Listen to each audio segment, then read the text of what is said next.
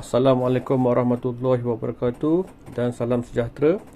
Nama saya Samsul Rizal bin Ismail, nombor metrik 252400, Pusat PES Johor Bahru.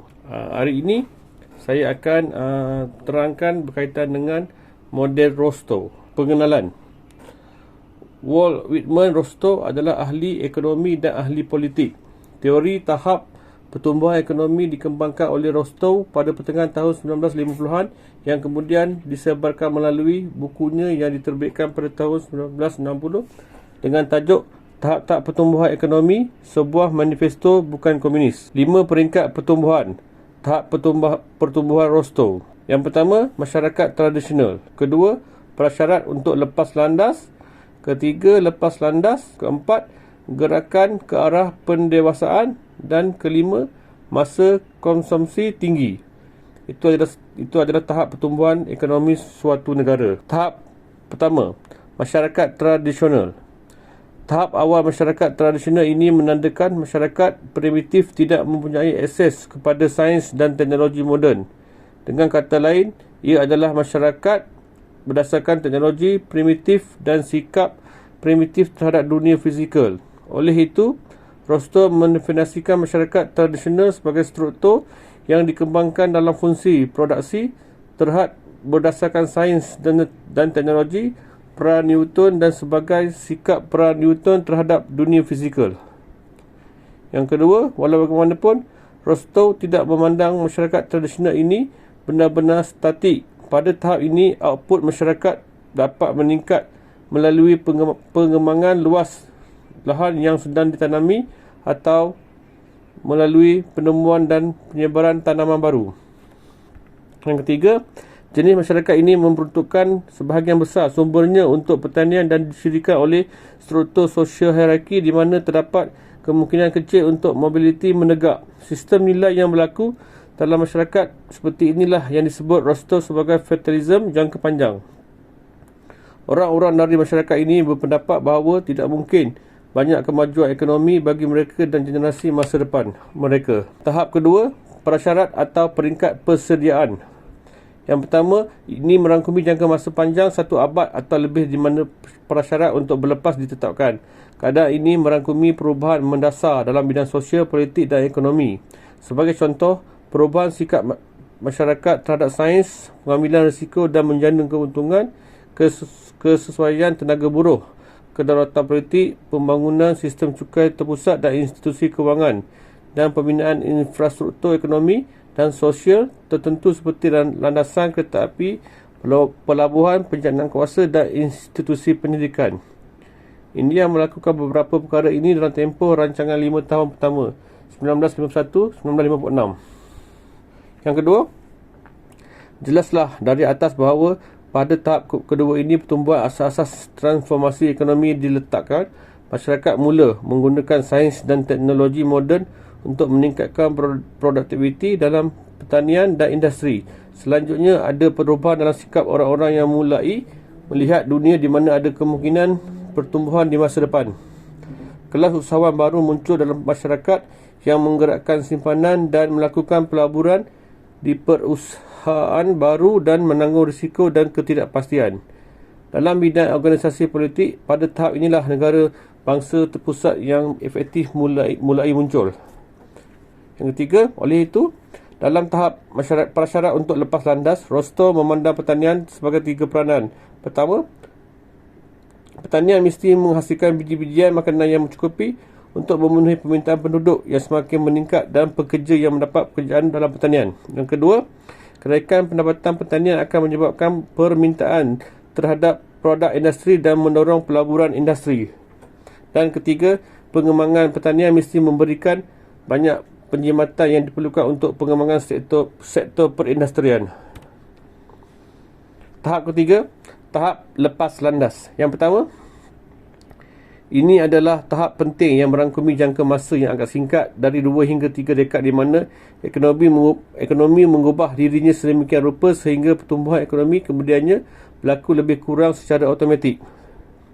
Tahap lepas landas didefinisikan sebagai selang di mana kadar pelaburan meningkat sedemikian rupa sehingga output per kapita nyata meningkat dan kenaikan awal ini membawa perubahan radikal dalam teknik produksi dan pelupusan aliran pendapatan yang mengabadikan skala pelaburan baru dan mengabadikan trends peningkatan pengeluaran per kapita. Kedua, oleh itu, istilah lepas landas menyiratkan 3 perkara. Pertama, bahagian pelaburan kepada pendapatan negara mesti meningkat dari 5% hingga 12% dan lebih banyak lagi untuk mengatasi kemungkinan pertumbuhan penduduk.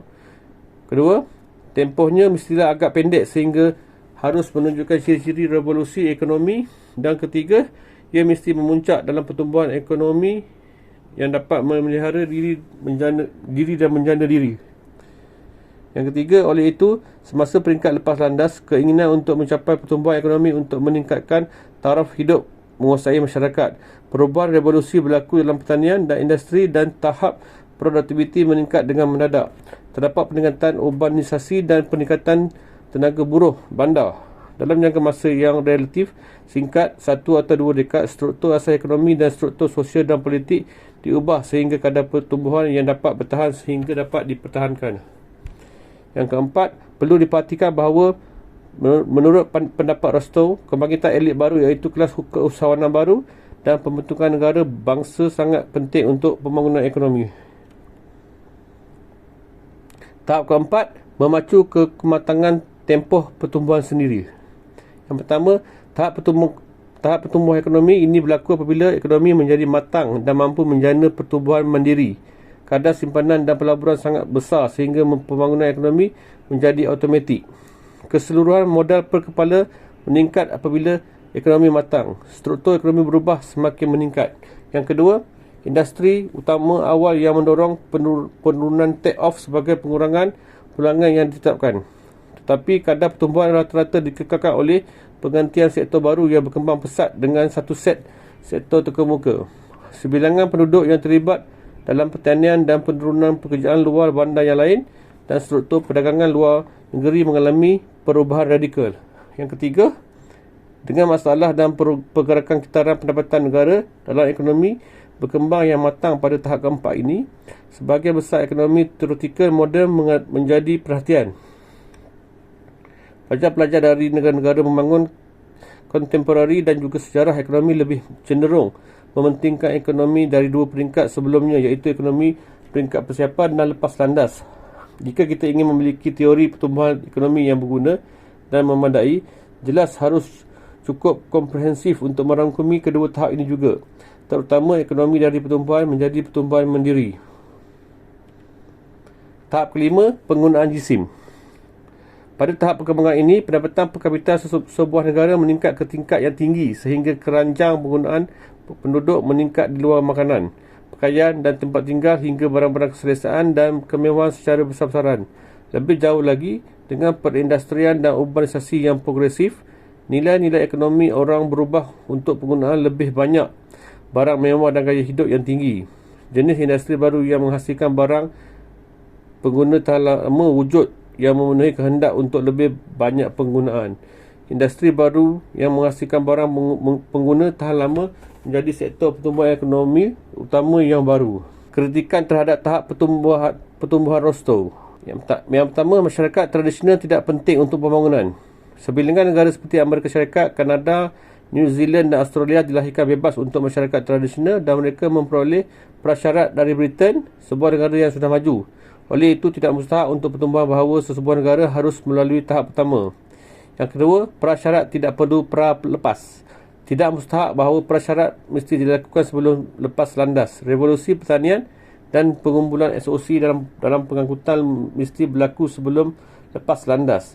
Pengalaman di sebilangan besar negara memberitahu kita bahawa perkembangan dalam pertanian berterusan walaupun pada peringkat lepas landas. Yang ketiga, terlalu banyak tahap berbeza. Tahap pertumbuhan ekonomi yang disebut oleh Rostow tidak saling eksklusif dan mungkin saling bertindih. Ciri-ciri peringkat awal didapati bercampur dengan ciri-ciri tahap selanjutnya. Tahap kemudian mungkin mempunyai sisa-sisa tahap sebelumnya.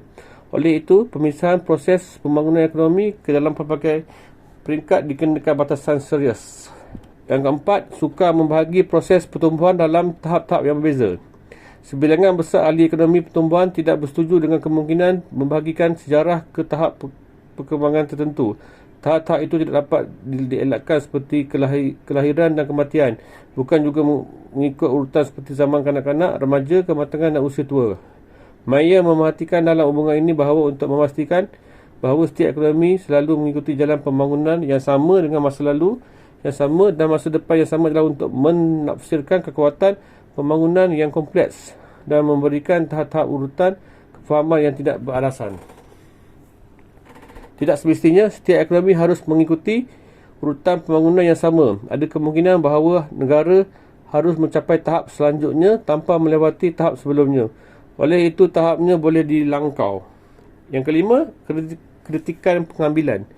Tahap yang paling banyak dibincangkan dan kontroversial adalah pelepasan. Dalam kata-kata Prof. A. K. Cairns-Cross, panggung telah melanda fikiran orang ramai dengan paksa adalah tidak diragukan lagi. Tidak diragukan lagi kerana metafora aeronautik yang berpanjangan dalam frasa menjadi pertumbuhan mandiri, menunjukkan dengan mudah usaha dan akhir yang sesuai dengan pemikiran moden. Yang keenam, kekurangan asas. Rostow gagal memberikan asas untuk memisahkan satu peringkat dengan tahap yang jelas. Sukar untuk memastikan kapan tahap tertentu bermula dan yang lain berakhir. Menurut Kuznets 1988, ada kes prima facie kerana mengharapkan prasyarat dan tahap lepas landas menjadi tumpang tindih. Model Rostow di Amerika Syarikat. Yang pertama, model Rostow secara keseluruhan merupakan idea yang sangat idealis dan positif tentang bagaimana sesebuah negara secara teorinya dapat berkembang. Namun, masa pembuatan model Rostow perlu dipertimbangkan juga. Dalam Perang Dingin, orang Amerika berada di bawah tekanan yang sangat berat untuk memberi negara membangun alternatif yang menarik untuk pendekatan pembangunan sosialis Soviet Union. Gilman 2002. Hasil bahagia dari usia penggunaan masa tinggi yang tersedia untuk setiap negara adalah kisah menggoda yang dimasukkan untuk mempengaruhi negara-negara membangun agar menentang komunisme dan tersedia untuk perang dengan Amerika. Yang kedua, di sisi lain, model Rostow mungkin sangat penting bagi negara-negara barat. Boleh dikatakan bahawa bagi mereka ia berjaya seperti yang ditakdirkan oleh Rostow. Sebagai contoh, Amerika Syarikat ia dimulai dengan take off pada tahun 1850, mencapai drive to maturity pada tahun 1920 dan menetap ke tahap penggunaan masa tinggi pada tahun 1930. Yang terakhir, rumusan. Sebagai kesimpulan, model Rostow adalah cara yang sangat idealis untuk melihat bagaimana pembangunan ekonomi negeri dapat terjadi. Sebaliknya, ia berjalan dalam 5 peringkat untuk negara-negara barat yang kaya dengan ekonomi. Namun, kerana persaingan hebat negara-negara ini dalam pasaran ekonomi, kebergantungan yang disebabkan oleh bantuan asing dan terlalu banyak masalah yang drastik, Somalia tetap terjebak di tahap kedua. Kekurangan serius ini menunjukkan negara yang sangat rosak, tidak stabil dan tidak berkekalan. Oleh itu, model Rostow bukanlah model untuk negara-negara yang belum berkembang di dunia, di mana penggunaan jisim tinggi sudah ada dan di mana tahap terakhir ini secara tidak langsung dibina setelah menekan seruan besar untuk pembangunan ekonomi negara-negara membangun sendiri. Sekian pembentangan saya pada hari ini berkaitan dengan model Rostow. Sekian, terima kasih.